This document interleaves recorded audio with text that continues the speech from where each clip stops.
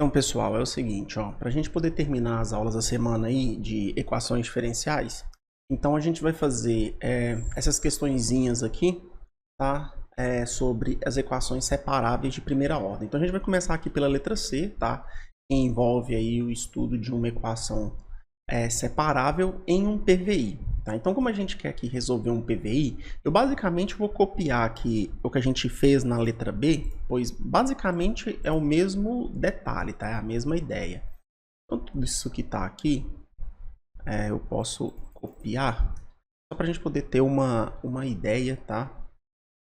De como a gente vai resolver a equação, só para a gente ganhar um pouco de tempo. Beleza? Então, peguei aqui, deixa eu colocar aqui. Então, nossa ideia será o seguinte, ó. Nessa questão temos um PVI, pois é dada junto com a EDO uma condição inicial. Logo, estamos interessados na solução particular do PVI e não tão somente na solução geral da equação diferencial. Então, a primeira coisa que a gente tem que olhar para essa equação diferencial é vamos entender onde tem o domínio dela. Como a gente está trabalhando só com funções exponenciais aqui e trigonométricas, aparentemente o domínio são todos os conjuntos dos números reais. Só que vamos pegar essa função, essa equação diferencial, e vamos colocar ela na forma de uma equação separável para a gente poder realmente ver se isso é verdade. Então, vamos pegar aqui a nossa equação, colocar ela daqui e vamos então começar a separar. Então, lembra, variável dependente a gente coloca de um lado e independente a gente coloca do outro, beleza? Então, a primeira coisa que eu posso fazer aqui para alterar essa equação é cosseno de x está aqui multiplicando, passa para cá dividindo. E elevado a y, que está de cá, multiplicando, passa para cá, dividindo. E o y', para que a gente possa deixar isso na forma de uma equação tradicional, vamos pegar ele aqui, tá? E vamos transformar ele em dy. E aí, qual que vai ser a variável independente? A gente olhar as outras variáveis, ó. É x, então dy é x, beleza? Dessa forma como está aqui, ela já está na sua forma separável, perfeito? Então, posto dessa forma, a gente pode observar que é o seguinte, cosseno de x aqui não pode ser zero, tá? Então, a gente já elimina todos os múltiplos de π sobre 2, que é onde cosseno vale zero. Agora, quanto ao y, não há nenhum tipo de restrição, beleza? Então, ó, para a solução, vamos tomar como intervalo de solução, o intervalo formado por todos os reais com exclusão, aí aqui a gente vai colocar um conjunto que é o seguinte, para todo n, para todo n pertencente ao conjunto dos números inteiros, vamos colocar aqui z, tá? Então, ao conjunto de todos os números inteiros, tal que o x, tá? Seja, então a gente quer o conjunto de todos os números reais com exclusão, tá? Opa, peraí. Deixa eu colocar assim, ó, x pertencente ao conjunto dos números reais, tal que x seja diferente dos múltiplos de π. A gente sabe que π sobre 2, tá? Que são os 90, os múltiplos dele. Então, isso aqui vezes 1k. Aí vamos colocar, eu não vou colocar com n não, eu vou colocar k pertencente ao conjunto dos números inteiros. Então, estamos aqui, tá? Então, esse vai ser o nosso conjunto. Então, a gente retira todos os múltiplos de π sobre 2, perfeito? Então tá, essa é a primeira ideia. Então, esse aqui é o nosso intervalo de solução. A gente já descarta quem isso aqui é zero, beleza? A gente agora pode passar para a solução de uma forma geral, tá? Então, ó, tendo colocado a equação na forma separável, basta aplicarmos a integração. Então, vamos pegar essa nossa equação que está aqui e vamos colocar ela aqui, beleza? Deixa eu colocar ela aqui, então, nessa forma. Beleza. Posta dessa forma, o que a gente vai fazer? Vamos aplicar a integral do lado de cá, a integral do lado de cá, lembrando que aqui vai aparecer um dx, de cá vai aparecer um dx. Então, para a gente poder resolver, vamos começar as simplificações. Primeira coisa, isso aqui tem uma subtração no numerador. Então, a gente vai separar aqui essa subtração em duas subtrações. Então, a gente vai fazer o seguinte, ó. Vamos pegar o numerador aqui. A gente vai fazer duas frações. Então, vamos tirar o menos y daqui e vamos tirar daqui o e elevado a 2y, perfeito? Então, essa função que está aqui a gente separou dessa forma.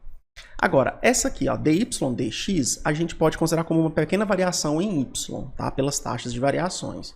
Agora, enquanto que do lado de cá, o que a gente tem? A gente pode simplificar seno de 2x como sendo 2 seno de x, cosseno de x, por propriedades trigonométricas fundamentais. Perfeito? Então, seno de 2x é a mesma coisa que 2 seno de x, cosseno de x. Tranquilo? Então, essa é a simplificação que eu faço do lado direito. Então, vamos continuar aqui o que a gente pode fazer. Do lado esquerdo aqui, vamos fazer o seguinte. O que é e elevado a 2y dividido por e elevado a y? É simplesmente e elevado a y. Agora, do lado de cá, a gente tem y dividido por e elevado a y. Então, vamos tirar o e elevado a y aqui de baixo e vamos passar ele para cima. Então, vai ficar e elevado a menos y. Tranquilo? dy. Do lado de cá, a gente pode cancelar o cosseno com o cosseno. Então, a gente tira o cosseno daqui de baixo e tira o cosseno daqui de cima. O que sobra? 2 seno de x. Tranquilo? Aqui a gente tem duas integrais. Então, a gente pode separar isso aí em duas integrais diferentes. Então, essa primeira integral aqui, a gente vai separar em duas. A primeira é só e elevado a y. E a segunda vai ser y elevado a menos y dy. E a segunda aqui, integral de 2 seno de x. Perfeito? Agora aqui, gente, a gente tem que resolver separadamente cada integral. Então, a integral de e elevado a y, a gente sabe que é e elevado a y. E a integral de y e elevado a menos y dy, a gente pode colocar direto, tá? Que é, peraí, deixa eu colocar aqui entre parênteses para não haver confusão. Menos e elevado a menos y que multiplica y mais 1. Já colocando na forma mais simplificada possível. Então, ó, a gente tem a primeira integral menos essa segunda integral que dá essa parcela que está aqui. Tranquilo? Lembrando que para resolver essa integral aqui, ó, basta você aplicar a integração por partes. Para quem tiver dúvida, basta dar uma olhada naquele aulão de integrais que eu fiz, onde eu explico bem essa integral aqui. Tá? Do lado direito, o que a gente tem? Esse 2 aqui é uma constante, ele pode sair. Tá? E aí nos resta a integral de seno de x. Aí é só lembrar que, por tabela, a integral de seno de x nada mais é do que menos cosseno de x. Como a gente ainda não colocou a constante de integração, vamos colocar ela do lado de cá. Perfeito? Agora a gente vai tentar simplificar o máximo que der a nossa solução. Então a gente vai ter e elevado a y, menos com menos dá mais.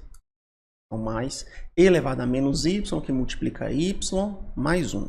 Perfeito? Igual a 2, que multiplica menos cosseno de x. Então, isso aqui a gente vai ter menos 2 cosseno de x mais c. A ideia é o seguinte. Isso daqui já é a solução da nossa equação diferencial. Tá? Essa daqui já é. Então, a gente chama isso aqui de solução geral. Só que essa solução aqui ela é geral, mas ela tem uma diferença. É que a gente não encontrou y igual a φ de x. Ou seja, a gente não consegue isolar o y. Por que a gente não consegue isolar o y? Porque o y está aplicado como uma função exponencial aqui. Ó. A gente tem uma operação sobre ele. Então, isso aqui não é uma função linear ou coisa simples que você consegue achar o y direto. Então, a gente fala que essa solução aqui, ela não está na sua forma explícita. Ela está na sua forma implícita. Por quê? De novo, a gente não conhece qual é o valor de y. Somente uma relação que envolve y. Então, é a solução geral? É, só que a gente chama de solução geral implícita. Perfeito? Da EDO. Tá. Só que a gente está aplicando em um PVI. Então, se a gente quer um PVI, a gente precisa encontrar o valor da nossa constante de integração, que é o C. Tá? Então, o que a gente vai fazer agora, vamos colocar as condições de contorno, tá? Desculpa, vamos colocar as condições iniciais para verificar qual é o valor de C. Então, ó, partindo para o PVI, o que a gente tem? Que y de 0 é igual a 0.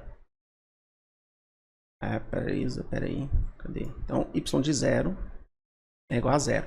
E lembrando que o x pode ser 0, pois aqui, ó, cosseno de 0, tá? Não tem problema nenhum, tá?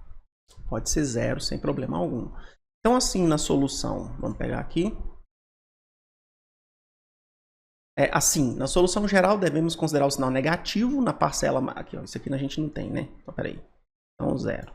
Só isso aqui. Então, para o PV, temos que... Então, logo, teremos que ir para x igual a 0 e y também igual a 0, a gente tem. Então, vamos pegar a nossa solução geral. E aonde tem y? Vamos colocar pelo valor de y, que foi 0, 0, 0. E no lugar do x também vamos colocar 0, tá? Então, o que a gente tem? Disso daqui agora, e elevado a 0 é 1, e elevado a menos 0 também é 1, e 0 mais 1 também é 1, perfeito? Então, a gente vai ter 1 mais 1. E do lado de cá a gente vai ter menos 2, cosseno de 0 mais c. Só que cosseno de 0 também é 1, beleza? Então a gente acaba de encontrar que o c vale quanto? Vale 4. Beleza? Então, ó, pega o c, isola o c, passa o menos 2 para o lado de cá, então c é igual a 4. Então, portanto, com uma constante determinada, temos que a solução particular para o nosso PVI será dada por... Então, pega essa solução que está aqui, coloca ela aqui e troca o c por 4. Quem que vai ser isso aqui? É a nossa solução particular, só que na forma implícita do PVI. Então, é a solução do PVI? É. Só que é uma solução na forma implícita. Beleza? Então, vamos para a letra D. Tá, na letra D, a gente então tem essa equaçãozinha que foi nos dada aí. É uma equação de primeira ordem, porque a gente tem uma derivada primeira, tá? E ela é uma equação não linear, porque a gente tem aqui um y ao quadrado, tá? Mas então a primeira coisa, vamos tentar deixar ela na forma tradicional, para variáveis separáveis, para a gente poder entender se ela é realmente uma equação na forma separável, tá? Então, ó, deixando a equação diferencial em sua forma padrão, temos que... Na forma padrão não, desculpa. É em sua forma separável. Temos que... Então tá, vamos tentar deixar na forma separável. Então vamos pegar ela daqui. Vamos colocar ela aqui. Primeira coisa, vamos começar trocando a derivada. Y', a gente vai falar então que é dy. Aí aqui, a gente tem um probleminha. Qual que é o probleminha? Tá vendo que ele não deu a variável independente? Ele não falou nada. Ele só te deu quem é a variável dependente. Tá? Por quê? Ele colocou o y'. Y', se é o y que está com linha, então o y a gente sabe que é a variável dependente. Quem é independente, tanto faz. Então você escolhe. Pode ser t, pode ser x, pode ser a, pode ser qualquer coisa. Então vamos colocar aqui em relação a x, que é o mais tradicional. Tá? Então dy dx. E o que não for derivada, vamos colocar do lado de lá. Beleza? Então vamos pegar isso daqui e vamos passar para o lado de cá. Isso daqui troca o sinal, vira mais. Isso aqui troca o sinal, vira menos. Perfeito? Isso daqui já está quase na forma padrão. Não está na forma padrão porque, lembrem-se, você tem que ter aqui uma função em x e em y. Tá? Ou seja, você tem que ter uma g de x vezes uma h de y. Só que a gente poderia entender isso aqui tudo como sendo isso daqui vezes 1. Concordam? Então, 1 seria a nossa função g de x e y ao quadrado menos 4 seria a nossa função h de y. Tá? Então, dessa forma que está aqui, ó, a gente consegue, então, pegando isso daqui que está multiplicando, passar para cá, dividindo. Então, a gente consegue chegar na seguinte equação diferencial. 1 sobre y ao quadrado menos 4, que multiplica dy dx igual a 1. Então, essa é a nossa equação na forma padrão. Um adendo aqui é o seguinte, ó, se fosse nos dado um PVI, as únicas restrições para esse PVI é que aqui o y não poderia ser mais e nem menos 2, tá? É só esse detalhe, porque senão esse aqui daria 0. Mas não é um PVI que foi dado, então só vamos partir para a resolução das equações diferenciais, beleza? Então, ó, como colocamos a EDO em sua forma separável, basta aplicarmos a integração em ambos os lados da equação. Assim, então vamos aplicar. Então vamos pegar a nossa equação diferencial que está aqui. Vamos vir do lado de cá. Vamos colocar a integral em relação a x. Do lado direito, vamos colocar a integral em relação a x. Beleza? É isso que a gente tem. Tá. O que acontece? O que a gente tem aqui? dy dx. dx é uma pequena diferença em y. Tá? Então você pode escrever dy. A integral de 1 dx é x mais c. Essa daqui não tem muito segredo. Tá? A integral de 1 em relação a x é x mais c. Agora a integral de 1 sobre y ao quadrado menos 4 dy, ela não é uma integração fácil. Tá? Não é. Então aqui eu vou dar a dica para que a gente possa fazer. Essa integral tem que ser resolvida por frações parciais. Beleza? Então eu só vou comentar aqui. Então, ó, a integral do lado esquerdo deverá ser feita mediante a fatoração da fração em frações parciais. Perfeito? Que é uma técnica de resolução de integrais quando a gente tem em específico uma fração racional, que é a divisão entre dois polinômios. Aqui a gente tem um polinômio de grau 0 e aqui um polinômio de grau 2. Tá? A gente tem que pegar essa fração e separar ela em frações parciais. Então, quando a gente aplica, eu não vou fazer aqui, tá? Mas vocês podem procurar, é simples, não tem segredo. Frações parciais aí no YouTube já vai sair muita coisa, tá? Então, aplicando a técnica de frações parciais, temos que... A questão é que na técnica de frações parciais, o que a gente vai fazer é reescrever isso daqui como duas frações. O meu programa, ele faz isso direto. Então, se eu venho aqui em cálculos e peço aqui, ó, frações parciais, partial fractions, eu vou pedir aqui, ó, tá vendo que ele separou em duas frações? Então, toda essa fração que estava aqui, ó, ela vai ser separada em duas novas frações, que são 1 sobre 4y menos 2 menos 1 sobre 4y mais 2. E o que eu quero que vocês observem é que essa fração, ela é mais simples do que essa, porque olha o denominador, é y menos 2 e y mais 2, e não y ao quadrado menos 4. Beleza? É óbvio que se a gente pegar isso daqui e simplificar, vai voltar para essa parte que está aqui.